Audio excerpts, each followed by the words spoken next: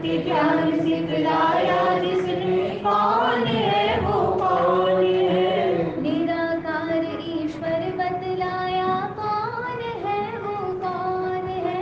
निराकार ईश्वर बतलाया, कौन है वो कौन है। वैदिक नाद बजाया जिसने, वैदिक नाद बजाया जिसने, वैदिक नाद बजाया जिसने, कौन है वो कौन है। वो देव दयानंद प्यारा, वो देव दयानंद प्यारा, वो देव दयानंद प्यारा, वो देव दयानंद प्यारा। जाति पाति को जिसने मिटाया, कौन है वो कौन है। जाति पाति को जिसने मिटाया, कौन है वो कौन है। समता भाव जगाया जिसने, कौन है वो कौन है। समता भाव जगाया जिसने, कौन है वो कौन है। नारी के सम्मान को, नारी के सम्मान को, नारी के सम्मान को बचाने वाला कौन है। वो देव दयानंद प्यारा, वो देव दयानंद प्यारा, वो देव दयानंद प्यारा, वो देव दयानंद प्यारा। जड़ पूजा को जिसने मिटाया, कौन है वो कौन है। जड़ पूजा को जिसने मिटाया, कौन है वो कौन है। पाखंडों से जिसने बचाया, कौन है वो कौन है। पाखंडों से जिसने बचाया, कौन है वो कौन है। जागृति शंख बजाया जिसने, जागृति के शंख को, जागृति के शंख को बजाने वाला कौन है। वो देव दयानंद प्यारा, वो देव दयानंद प्यारा, वो देव दयानंद प्यारा, वो देव दयानंद प्यारा। वैदिक ज्योति जगाई जिसने, वैदिक ज्योति जगाई जिसने, कौन है वो कौन है। वो देव दयानंद प्यारा, वो देव दयानंद प्यारा, वो देव दयानंद प्यारा, वो देव दयानंद प्यारा, वो देव दयानंद प्यारा। और आर्य समाज हमारा, वो देव दयानंद प्यारा, और आर्य समाज हमारा, और आर्य समाज हमारा, और आर्य समाज हमारा, और आर्य समाज हमारा। जो बोले सो अभय वैदिक धर्म की जय। बोलो मैं ऋषि दयानंद की जय, मैं ऋषि दयानंद की जय। एक बार जोरदार ओम की ध्वनि लगाएंगे।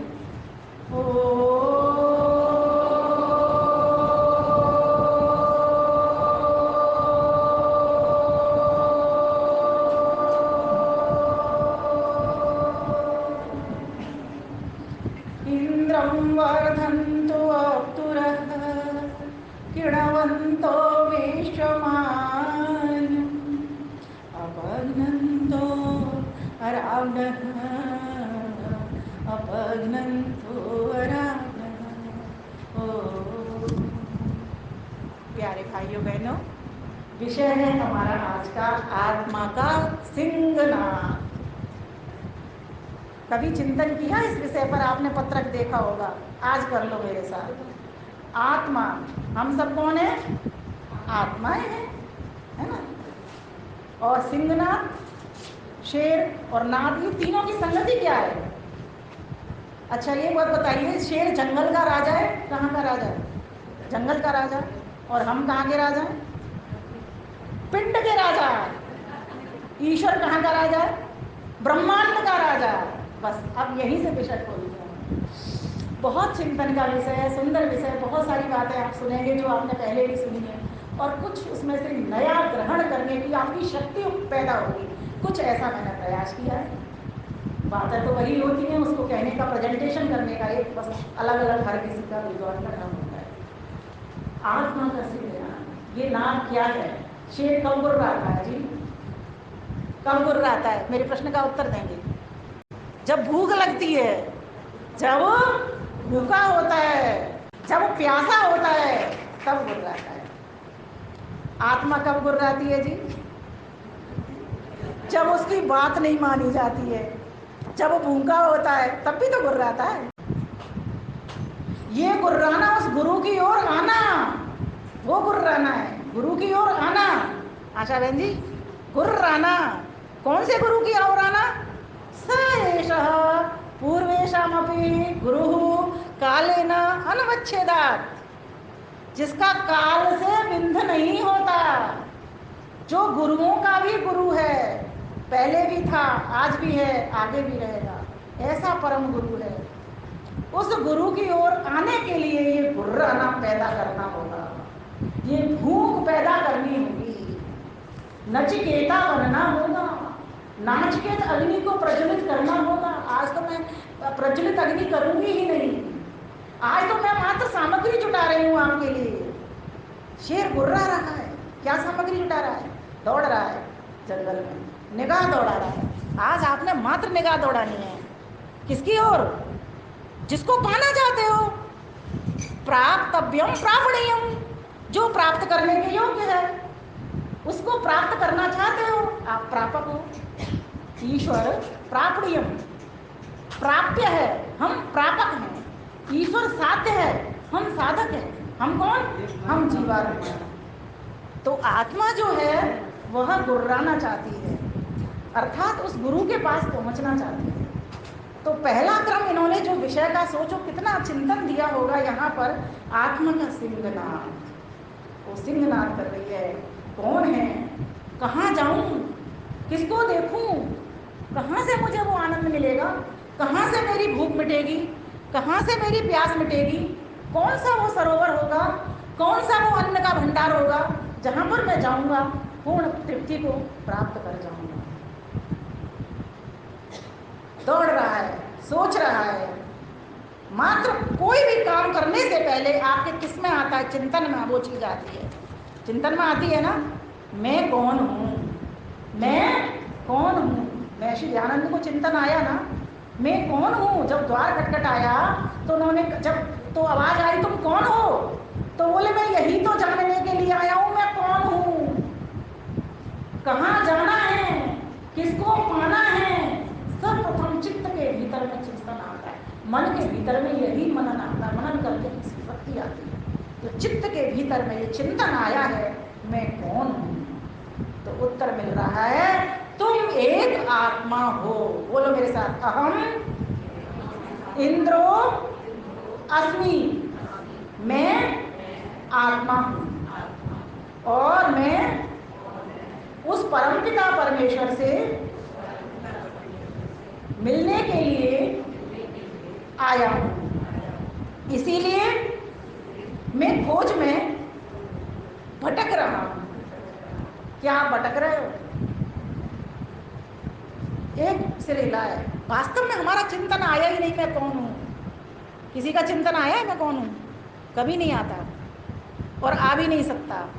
वो तब आता है जब आप सोचते हो, जब आप मुझे सुन रहे हो, तब नहीं आया इस बात का चिंतन। इस बात का चिंतन तब आएगा जब आप सोचोगे आखिर मैं हूँ कौन, मैं किस लिए आया, मैंने किया क्या। इतने वर्ष 60 70 80 वर्ष मैंने निकाल दिए, किस लिए निकाल दिए। जब आप खुद सोचोगे, स्वयं से सोचोगे, एक बार विचार करना घर पर जाकर के, यहाँ से करना बस। जब आप संध्या करने बैठे, एक बार विचार करना, देखो आपको उत्तर अपने अंदर से आएगा। आप कोई और हो, आप ये नहीं हो जो रूपवान दिख रहे हो, जो बलवान दिख रहे हो, जो धनवान दिख रहे हो, जो बुद्धिमान दिख रहे हो, जो ज्ञानवान दिख रहे हो, आप ये नहीं हो। दृष्टा दृषि मात्रा शुद्धो भी प्रत्यय अनुपस्य, आप वो नहीं हो। ये तो बुद्धि की वृत्तियां, इनके अनुसार आप अपने आप को देख रहे हो, इसीलिए आप दुखी हो जाते हो। और बुद्धिमान हो जाते हो आप सुखी हो जाते हो, धनवान हो जाते हो आप सुखी हो जाते हो, निर्धन हो जाते हो आप दुखी हो जाते हो। क्यों हो जाते हो? आत्मा का तो ये स्वरूप नहीं है। आत्मा का स्वरूप क्या है?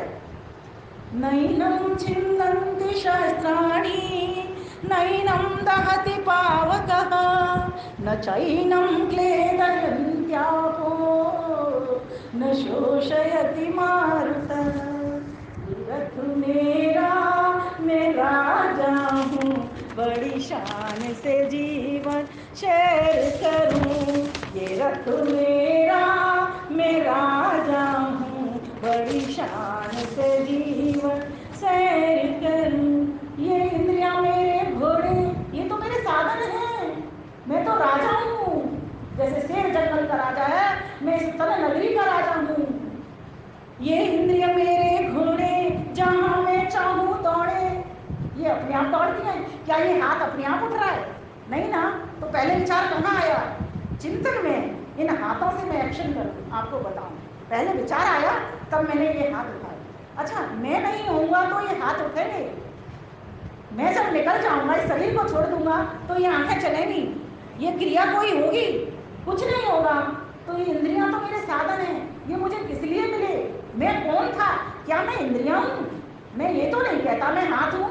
मैं ये जरूर कहता हूँ मेरे हाथ, मेरे पैर, मेरा सिर, है ना? ये जरूर, मेरा मुख, मेरी नाक, मेरी आंख। अर्थात मैं के साथ मेरी, मैं मेरी, मेरे लिए है, ना कि मैं हूं ये इंद्रियां। तो मैं इनसे अलग हूं। कोई व्यक्ति अगर चारपाई पे बैठ करके ये कह दे कि मैं चारपाई हूं, तो आप हंसोगे उसके ऊपर। चारपाई तो नहीं है ना वो, चारपाई के ऊपर बैठा हुआ व्यक्ति है। इसी प्रकार से ये शरीर रूपी चारपाई के ऊपर बैठा हुआ मैं कौन हूं? आत्मा हूं। और मैं कैसा आत्मा हूं? मैं इंद्र हूं। बहुत सारे नाम वेद के भीतर इंद्र के आते हैं, बहुत सारी मेरी कविता में भी आपको मिलेंगे। ये इंद्रियां मेरे घोड़े, जहां मैं चाहूं दौड़े, लगाम मेरे मन ने पकड़ी है।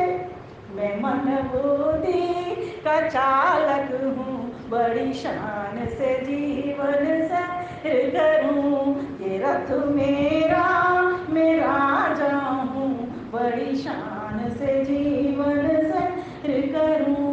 मैं राजा हूँ इस तन का, मालिक हूँ इस रथ। मैं राजा तन प्रजा का, मालिक हूँ स्वरजा का। यहाँ तो नित नई बहारे, जहाँ चाहूँ खुशी पाऊँ, बड़ी शान से जीवन सैर करूँ। मेरा ना कोई दुश्मन, ध्यान देना, इसी में से पकड़ लेना बात को। मेरा ना कोई दुश्मन, सभी से है अपनापन। सचदेवा जी, मेरा न कोई दुश्मन, सभी से है अपनापन। विचारों का सारा खेल यहाँ सुजागी का मैं दीप धरूं, बड़ी शान से जीवन सैर करूं। ये रथ मेरा मैं राजा हूँ, बड़ी शान से जीवन सैर करूं। ये प्रकृति मेरी दासी। अच्छा, ये शरीर किससे बना है? किससे बना है शरीर? प्रकृति से बना है। ईश्वर तो बनाने वाला करता है इसका। देखिए, तीन तत्व हैं। त्रैतवाद को जून पर हमने इतना चलाया, आप में से कितना ध्यान दे पाते हैं मुझे नहीं पता। ईश्वर करता है सारे संसार का, और किसके लिए करता? आत्मा के लिए करता। उसको अपने लिए कुछ नहीं चाहिए। जो मालिक है, माल उसका है, उसको अपने आप से करना क्या? किसके लिए करता है वो? आत्मा के लिए करता है। तो यहाँ मैं आत्मा के स्वरूप को खोलने का प्रयास कर रही हूँ। और किससे बना आत्मा को जो शरीर मिला वो? प्रकृति से मिला। प्रकृति कैसे वो रूप की है? सत, रज और तम। प्रकृति के भीतर रूप है, रंग है, भार है। शब्दों को पकड़ो। प्रकृति में क्या है? रूप है, रंग है, भार है। जो संसार में आपको रूप, रंग, भार दिखाई दे रहा है ना, ये सब प्रकृति से प्रयुक्त है। आत्मा में कोई रूप है क्या? रंग है क्या? कोई आत्मा का रूप काला गोरा किसका रंग है फिर? शरीर का। क्यों है? क्योंकि ये प्रकृति से बना है। भाई, जैसा जिसका मूल होगा उसी से तो चीज बनेगी। तो प्रकृति का जो मूल रूप है वो क्या है? वो रूप वाला है। उसमें रूप है, लाल, श्वेत और कृष्ण। ये तीनों का वर्णन मिलता है। इस प्रकार की प्रकृति है। और इन तीन रंगों से सारे रंग बन जाते हैं। जितने विविध प्रकार का आप संसार देख रहे हो। तो ये संसार किसके लिए बना? आत्मा के लिए। और आत्मा के लिए क्यों बना? जिससे कि वो अपना कल्याण कर सके, अपने मालिक को पहचान सके। लेकिन इस संसार के भीतर तो तरह तरह के आपको पशु पक्षी नाना प्रकार के जीव जंतु दिखाई दे रहे हैं, आत्मा तो उनमें भी है ना। तो आपका प्रश्न ये हो सकता है कि ये तो पा नहीं सकते ईश्वर को, क्योंकि कोई बंदर बंदरिया ये भजन कर सकते हैं क्या? हवन कर सकते हैं क्या? और पशु पक्षी हवन कर सकते हैं क्या? भजन कर सकते हैं ना, ईश्वर को पा सकते हैं। तो फिर ये आत्मा के लिए है तो इनके लिए क्यों नहीं? ये सिर्फ मानव के लिए क्यों? तो यहाँ यही बताया गया कि मानव के पास चिंतन करने का चित्त है, मनन करने का मन है, निर्णय लेने की बुद्धि है। इसीलिए ये मानव के लिए ये संसार बनाया। किस आत्मा के लिए ये संसार मिला? न मनुष्य रूपी आत्मा के लिए संसार मिला, क्योंकि उनको भी तो कल्याण करना। जो पशु पक्षी में आज हैं अपने कर्मानुसार, उनको भी तो मनुष्य योनि में आना है। वो भी तो पहले मनुष्य ही थे, कभी बुरे कर्म किए, इसलिए वो सजा काट रहे थे। तो मिला तो ये आत्मा के लिए ही है। लेकिन अभी जितने भी मनुष्य हैं वे ही कल्याण अपना कर सकते हैं। तो ईश्वर ने कोई अन्याय नहीं किया, उसने न्याय किया, सभी आत्माओं के लिए संसार बनाया। लेकिन मनुष्य चोला को पा करके पुण्य कर्मों के कारण हम अपनी खोज, योग दर्शन में एक सूत्र आता है बड़ा सुंदर, तदा दृष्टु स्वरूपे अवस्थानम, स्वयं के रूप को भी। अभी कविता बहन ने गीत गाया, वेद पाठ पढ़ो और ईश्वर के दर्शन करो। वेद पाठ पढ़ो, सिर्फ ईश्वर के ही दर्शन न करो, अपना भी दर्शन करो। लेकिन वहां तो प्रमुखता उस गीत में तो ईश्वर की थी, इसलिए उन्होंने उसको सुनाया। लेकिन वेद पाठ से तो आपको नाना प्रकार के विषय खुल जाते हैं। प्रकृति से जितनी भी वस्तुएं बनी है उन सबके विषय खुल जाते हैं, ठीक है। और आत्मा संबंधी जितना विषय हो सकता है वो वहां वेद से खुल सकता है। ईश्वर संबंधी जो विषय हो सकता है वो वेद से खुल सकता है। वेद में भरे पड़े हैं ये मंत्र। लेकिन आज तो हम आत्मा की बात कर रहे हैं। तो इस आत्मा का स्वरूप कैसा है? ये दृष्टा है। ये कैसा है? दृष्टा है। ये कैसा है? भोगता है। ये भोग भी करने वाला है, ये देखने वाला भी है। और ये कैसा है? मनता है, मनन करने वाला भी है। ये कैसा है? बौद्धा है। ये बुद्ध करने, बुद्धि को बढ़ाने वाला भी है ना, ज्ञान करने वाला भी है, ज्ञाता भी है। श्रोता है, ये सुनने वाला भी है। किसके सहारे से कर रहा है लेकिन ये सब काम को? आत्मा का तो ये स्वरूप नहीं है। आत्मा तो शुद्ध स्वरूप है। ये अगर इंद्रिय परमात्मा नहीं देता तो वो बेहोश पड़ा रहता है। या तो मुक्ति का सुख हो रहा है, भोग रहा होता है। आत्मा की दो ही स्थिति होती है इस शरीर को छोड़ने के बाद। या तो वो बेहोश हो जाएगा, नए माता पिता को फिर धारण करके फिर किसी चोले में आ जाएगा, या फिर वो मोक्ष काल में, मुक्ति के काल में भोगेगा। जितना भी 36,000 बार दुनिया बने, 36,000 बार दुनिया बिगड़े, तब तक वो मुक्ति के काल में भोगेगा, परमात्मा के आनंद में पड़ा रहेगा। तो आत्मा किससे कर्म करता है, किससे सुख भोगता है, इसको अलग करके देखो। धन किससे कमाता है और किसके लिए कमाता है? अन्न किसके लिए पैदा करता है, किसको खिलाने के लिए पैदा करता है? अच्छा एक बात बताइए, आत्मा अन्न खाता है क्या? तो कौन खाता है फिर? अच्छा आत्मा निकल जाए तो शरीर को खिला के दिखा देना। सचदेवा जी, आत्मा खाता नहीं, शरीर की आप मना कर देते हो। कौन खाता है? आदरणीय जीवनलाल जी हैं? कौन खाता है? हाँ, अब मैं बता रही हूँ ना, तो आत्मा खाता, समझ रहे हो ना, ना अकेला शरीर खाता। जब दोनों मिलते हैं तभी ये खाद्य होता है। अच्छा वो कौन शक्ति है जो इस चीज को जोड़ देती है? वो ईश्वर है। वो ईश्वर है और ईश्वर का ही काम है जोड़ना और तोड़ना। संयोग करने का नाम जन्म है, वियोग करने का नाम मृत्यु है। ये सिर्फ ईश्वर के हाथ में, आप सभी जानते हो। किसने खाया भोजन, किसने जल पिया? बोलो, सोचो सोचो, किसी से उत्तर निकलेगा। अब आप कहोगे ये शरीर ही खा रहा है, देखो ना, लेकिन आत्मा के सहारे से खा रहा है। खा तो शरीर ही रहा है, ऐसा नहीं है, लेकिन आत्मा होगी तब ये खाएगा। इसका मतलब जो संयोग जो होगा ना, वहां जो शक्ति जनरेट होगी। जनरेटर रखा हुआ है, तेल रखा हुआ है, उसमें भरा हुआ है, खाता है क्या? नहीं खाता ना। जैसे ही प्लग लगा देते हो पूरा तेल पी जाता है। बस इस मशीन को समझ लो। आत्मा का होना जरूरी, आत्मा के साधन होने जरूरी, और उन साधनों से जो प्रदत्त जो शक्ति है वो शक्ति उसको खाई जा रही है। तो कौन भोजन करता है? जाता नहीं। मैंने क्या बोला अभी? आत्मा खाता नहीं, शरीर खाता है लेकिन अकेला खा नहीं सकता। अच्छा, एक और प्रश्न पूछती हूँ आपसे। दांत भगवान ने दिए, जिह्वा भगवान ने दी, सबको शरीर पूरा भगवान ने दिया हमको, ठीक है। अगर परमात्मा चाहे इस शक्ति को नहीं जोड़ता, मीन्स शक्ति तो रख देता, बना देता हमको, नहीं चाहे तो क्या ये मुंह चलेगा? नहीं चलेगा ना। भोजन का हाथ उठेंगे? नहीं उठेंगे ना। अब इसमें तीसरी चीज और मिल गई, कर्त्री परमात्मा, और इसमें मिल गया आत्मा है, शरीर है, उसने जोड़ दिया, लेकिन फिर भी वो काम कर रहा है। इस नस नाड़ी को कौन चला रहा है? ये रक्त को आगे कौन बढ़ा रहा है?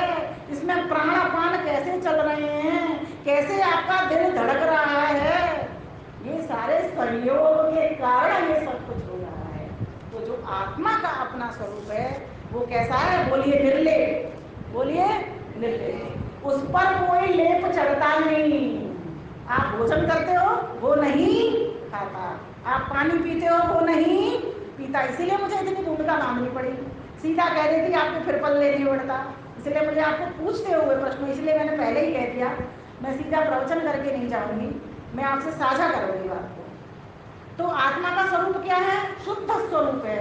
अब कहोगे आप उसका रूप नहीं, रंग नहीं। देखो न्याय दर्शन में हम पंच अवयव पढ़ा करते हैं। किसी भी चीज को सिद्ध करने के लिए पंच अवयव लेने पड़ते हैं हमको। पहले प्रतिज्ञा करनी पड़ती है कि आत्मा निराकार है, सिद्ध करो, सिद्ध करो आत्मा निराकार है। अब देखो पंच अवयव में क्या करना होता है, पहले प्रतिज्ञा रखनी होती है कि आत्मा निराकार है, ठीक है। फिर उसका हेतु देना होता है। हेतु मीन्स कारण, कि क्या कारण है कि आत्मा निराकार है, तो उसका हेतु होगा वो चेतन है। जो वस्तु जड़ होगी वो साकार होगी, इसलिए प्रकृति साकार है, ये हेतु हो गया, है ना। अब इसका उदाहरण दीजिए। अब आपको प्रश्न ये आएगा उदाहरण से समझाओ, तो आप कहोगे ईश्वर चेतन है इसलिए निराकार है। आप कभी नहीं बोलोगे मेरे पंचअवयव बताए हुए। जो चेतन है, तालियां एक बार, जो चेतन है वो निराकार है, और जहां जहां जो जड़ दिखाई दे रहा है वो साकार है। ये उपनय है जिसके पास ये पहुंच गई। उपनय समीप में ले जाना, अब इस वाक्य से ये पहुंच गई कि ईश्वर भी चेतन है इसीलिए निराकार है। इसीलिए हमने सिद्ध कर दिया जी आत्मा निराकार है, और ये इसका निगमन हो गया, निष्कर्ष हो गया। निगमन अर्थात निष्कर्ष। तो 5 चीजें कौन सी आई?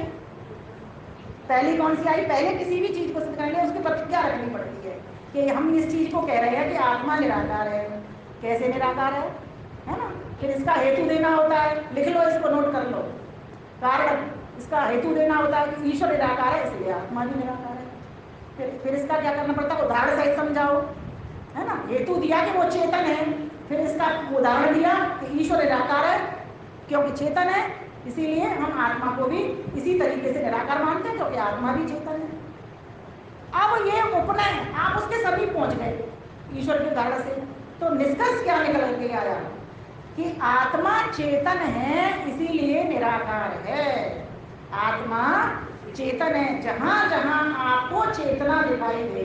चेतना का कैसे पता लगता है? चेतना का कैसे पता लगता है? बोलो कि यहाँ चेतना है, यहाँ चेतना नहीं है। हाँ, खड़े होके बताओ, तालियां हो जाए। देखो सुनो, ये जो पुस्तक है ना, चेतन है जड़ है? क्यों? इसमें कोई इच्छा नहीं है, इसमें कोई द्वेष नहीं है। 6 लक्षण है, इच्छा, द्वेष, प्रयत्न, सुख दुख, ज्ञानानि आत्मनो लिंगम। याद कर लेना इन सूत्रों को। ये माता जी को हम नोटिस कराते हैं, लिखती रहती हैं, बहुत लिखती हैं हमारे को, पढ़ पढ़ करके, सुन सुन करके। तो इनको आप भी याद करिए सभी कि जहां इच्छा है इसको कोई इच्छा है। किसको इच्छा है? हम आत्माओं को इसको पढ़ने की इच्छा है। हम आत्माओं को डिफरेंस क्लियर करके जाना, हम आत्माओं को इसको पढ़ने की इच्छा है। हम पढ़ते हैं, इसको इच्छा उठने की भी नहीं है, इसको तो खुलने की भी नहीं है। हमने उठाया तो उठ गई। अब आप कहोगे इसको तो जड़ ने उठाया, हाथ ने उठाया। जड़ ने जड़ को उठाया, आत्मा ने क्या किया? आत्मा के भीतर इच्छा थी तो इस जड़ हाथ उठा, फिर जड़ हाथ ने इसको फिर उठाया। आत्मा के संयोग के बिना कोई भी जड़ वस्तु कुछ कार्य नहीं कर सकती। तो प्रयत्न किसने किया? आत्मा ने, न कि हाथ ने। दिखाई क्या दे रहा है? हाथ उठाते हुए दिख रहा है। मर जाएंगे, हमारी आत्मा निकल जाएगी तो हम उठाएंगे? कुछ भी नहीं उठाएंगे। चाहे ना कि इसके सामान को ले जाए, सारे शास्त्रों को ले जाए, तो अभी कुछ पन्ना नहीं लेके जा सकेंगे, है ना। तो इसका मतलब आत्मा में इच्छा है और आत्मा में द्वेष भी है, अनिच्छा भी है। द्वेष का अर्थ सीख लो, अनिच्छा। मतलब जैसे कुछ चीजें होती हैं जिनकी इच्छा करती है, सुख पाने की इच्छा होती है, लेकिन दुख की किसी की इच्छा होती है क्या? नहीं होती ना। तो क्या कहेंगे उसको? अनिच्छा। तो आत्मा की इच्छा होती है और अनिच्छा भी होती है। किसी चीज को चाहते हैं हम, किसी चीज को नहीं भी चाहते। किसी व्यक्ति विशेष को चाहते हैं, किसी वस्तु को चाहते हैं, किसी स्थान को चाहते हैं, किसी को नहीं चाहते। तो इच्छा और द्वेष। तो जहां पर सुख मिलता है, सुख की इच्छा होती है, तब तो राग बन जाता है ना। और जब दुख नहीं चाहते हैं तो उन लोगों से जहां जहां से दुख मिलता है वहां पर उनको द्वेष हो जाता है। जीवात्मा का और कैसे पता लगाते हैं? वो प्रयत्न भी करता है, पुरुषार्थ करता है ना। उसने पुरुषार्थ किया, पुस्तक को उठाऊं, हाथ को ऑर्डर दिया, पहले मन को ऑर्डर दिया, मन ने बुद्धि को हाँ हाँ हाँ उठाना है उठाना, निर्णय करके बता दिया, हाथ उठ गया, हाथ ने इस पुस्तक को उठा दिया, अपने प्रयोग में ले लिया। तो ये हाथ भी साधन, शरीर भी साधन, मन बुद्धि इंद्रिय भी साधन, ये सब प्रकृति प्रदत्त है। आत्मा तो बिल्कुल शुद्धोपी, दृष्टा दृषि मात्री, देखता हुआ भी शुद्धोपी, शुद्ध होता हुआ भी कैसा है? प्रत्यय अनुपस्थित है। इतना बावला है कि इन मन बुद्धि के अनुसार सारे काम को अपना समझ लेता है कि मैं ही धनी हूँ, मैं ही बलवान हूँ, मैं ही जान हूँ। अच्छा ये बताइए, ये आत्मा का अपना ज्ञान है या ईश्वर से ज्ञान लेता है या लोगों से ज्ञान लेता है? स्वाभाविक ज्ञान है या नैमित्तिक ज्ञान है, जो आत्मा के पास थोड़ा बहुत होता है? कहता है ना अल्पज्य है, अपूर्ण है। हाँ नहीं, इन्होंने ठीक कहा। आशा भटनागर जी के लिए तालियां एक बार दें। जीवात्मा को क्या कहा हमने माता जी? अल्पज्य और अपूर्ण। तो अल्पज्य का मतलब ज्ञान है, अल्प ज्ञान है ना। अपूर्ण है, थोड़ा थोड़ा है, तो अधूरा है, अभी पूर्णता की ओर बढ़ना चाहता है। देखो दुख होते कब है? जब व्यक्ति पर अपूर्णता है, अभाव है, तभी तो दुख होते हैं। जब व्यक्ति पूर्ण होगा तो दुख खाएगा उसको। भाई घर में सब लोगों के लिए रोटी बनी है, 16 रोटी है, 4 प्राणी है, 4 खाने वाले हैं, जब पूरी रोटी तो दुख खाएगा, है ना मीरा माता जी? दुख खाएगा। दुख तो तब होगा ना जब 3 रह जाए, खाने वाले 4 के, तब दुख होगा। ठीक इसी प्रकार से सारी वस्तुओं को बता लेना। चाहते हो, आपकी इच्छा है 10 जोड़ी कपड़े लेने की, तरह तरह की पार्टियों में पहन करके जाने की, आपके पास कम है तो दुख होना शुरू हो जाता है ना? और अगर आप पूरी हैं, आपकी 10 ड्रेस है, 10 कार्यक्रम करते हो तो आप सुखी हो। फिर काय का है? आपके पास तो हर रंग बिरंगी तरह तरह की ड्रेसेज है। ये सरल उदाहरण मैंने आपको दे करके घर से बताए, घरेलू, जिससे आप कभी भूले नहीं। इन उदाहरणों से आप कभी मेरी बात को नहीं भूलेंगे। तो जीवात्मा कैसा है? कैसा बोलो? अल्पज्य है, अपना ज्ञान थोड़ा है, इसीलिए पूर्ण होने के लिए पूर्ण पिता परमेश्वर के पास और प्रकृति के पास भी जाना चाहता है। लेकिन मजबूरी ये है, वो ये भूल जाता है, उसे लगता है कि प्रकृति में पूरा सुख है, वो ये भूल जाता है। हर सुख के साथ उसको 4 दुख और साथ साथ मिल जाते हैं, मिलते हैं ना। आप क्या करते हो? बाजार से कपड़ा लाते हो या मिठाई लाते हो, है ना, खाने के लिए, खा लेते हो, खुश हो जाते हो, लेकिन साथ साथ दुख भी तो पीछे चले आते हैं। उसका परिणाम क्या निकलता है? आपको डायबिटीज हो जाती है अगर मिठाई ले आए तो, है ना। और किसी कपड़े में से रंग मिल निकल गया तो भी तो परिणाम उसका दुखदायी हो जाता है, क्योंकि इच्छा आपकी थी कि ये 100 वर्ष तक कपड़ा चले, लेकिन कोई कपड़ा चलता है क्या 100 वर्ष तक? आपकी इच्छा होती है मुझे कभी रोटी नहीं खानी पड़े और मेरा पेट भर जाए। क्या भर जाएगा पेट? नहीं भरेगा ना।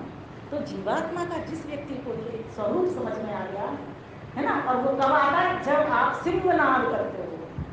तो आइए मेरे साथ मंत्र पाठ करेंगे। पेज नंबर कितना आशा भटनागर जी? Page number 156। आपके पास पुस्तक है, निकाल लेंगे। ओम अहम इंद्रो न पराजित्य एथनं न वेद्यवेयव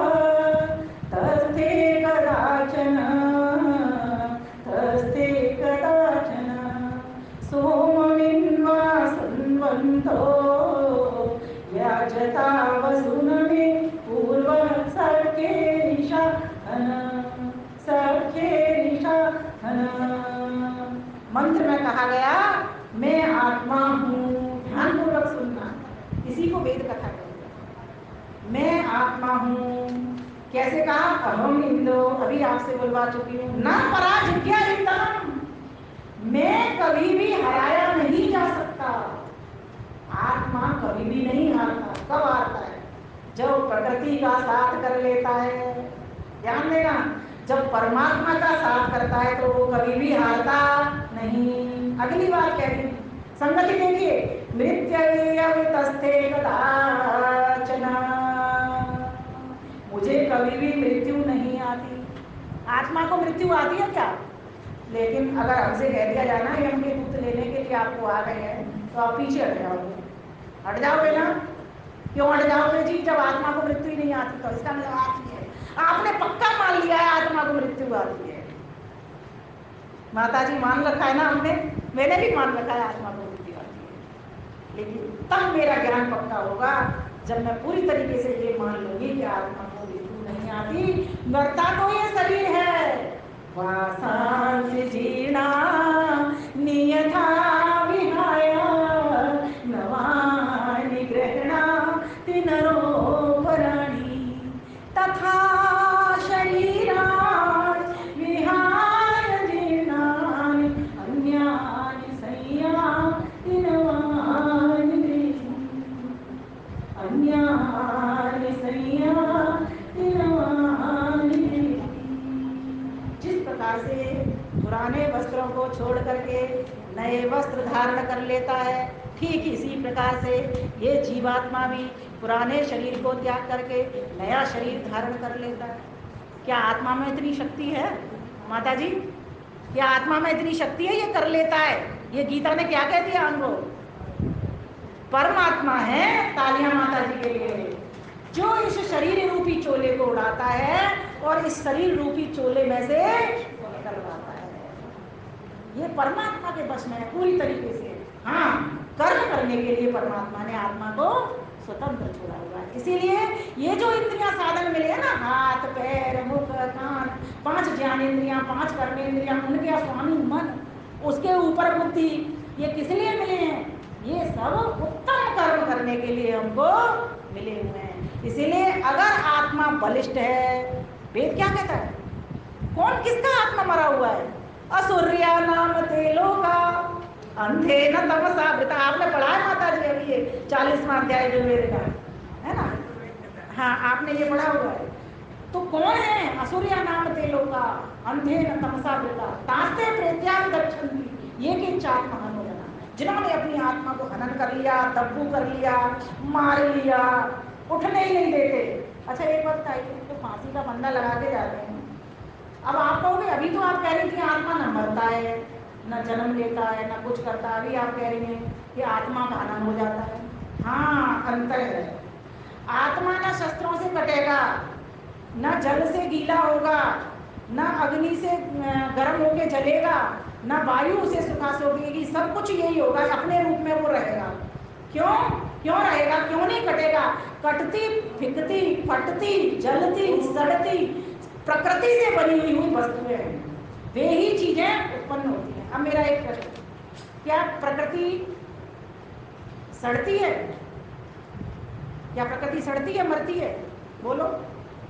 प्रकृति नहीं सड़ती मरती, लेकिन प्रकृति से प्रदत्त जो शरीर है या सामान है, जितना भी जो कुछ दिखाई दे रहा है या नहीं दिखाई दे रहा, बहुत सारी अदृश्य चीजें हैं जो दिखाई नहीं देती, लेकिन प्रकृति प्रदत्त है। आपको आकाश दिखाई देता है? नहीं दिखाई देता।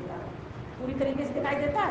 नहीं दिखाई देता। पंच महाभूतों में आकाश भी एक तत्व है, वो भी प्रकृति से ही बना हुआ है। जो चीज बनती है वो चीज बिगड़ जाती है। प्रकृति न बनती है ना बिगड़ती। तो आत्मा को जो व्यक्ति, मैंने प्रकृति थोड़ा सा इसलिए हिंट दी है, विषय नहीं था, कि प्रकृति से समय हो गया, विषय मेरा अभी खत्म नहीं हुआ। आत्मा का सिंहनाद अभी मैं चल रहा है, अभी एक लाइन हुई है, थोड़ा सा अतिक्रमण करके करूंगी, क्योंकि आप फिर ये भूल जाओगे अभी जो आपने जितना ज्ञान लिया। तो इस आत्मा को हम मार नहीं सकते। सोमम मिनवा सुनवंतो याचता वसु नमे पूर्वे सखे साधना। इस बात को मैं शॉर्ट में कह देती हूँ, कल मुझे बोलना है तो मैं यहीं से पंक्ति से प्रारंभ कर दूंगी। तो कहा गया कि आत्मा न मरती, न आत्मा हार सकती, न आत्मा कट सकती। फिर ये हनन किसका हो गया? हनन किसका हो गया? इस आत्मा का। इस आत्मा ने अपने आप को जो ऊपर की ओर उठाना था उसने नीचे की ओर गिरा दिया।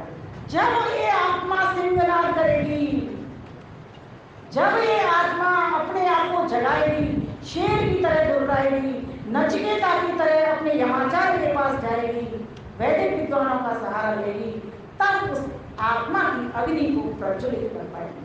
विषय को मैं यहाँ पर छोड़ती हूँ। कल आपको आत्माग्नि का प्रदीपन सुनाई देगा।